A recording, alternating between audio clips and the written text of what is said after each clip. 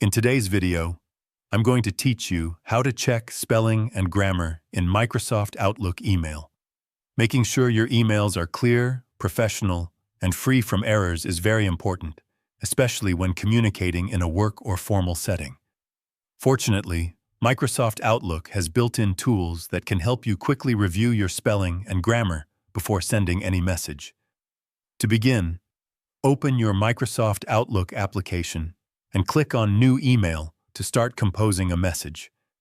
Once the email window appears, go ahead and type your message as you normally would. Take your time to write everything you need, including the subject and the body of your email.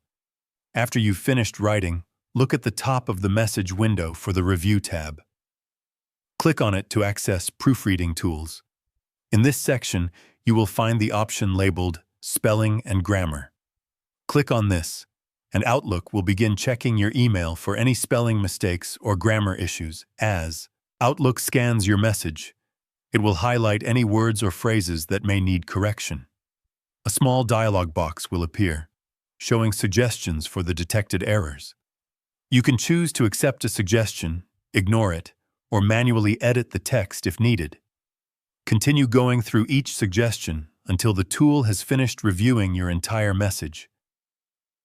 In addition to manually running the spelling and grammar check, Outlook also provides real-time assistance as you type.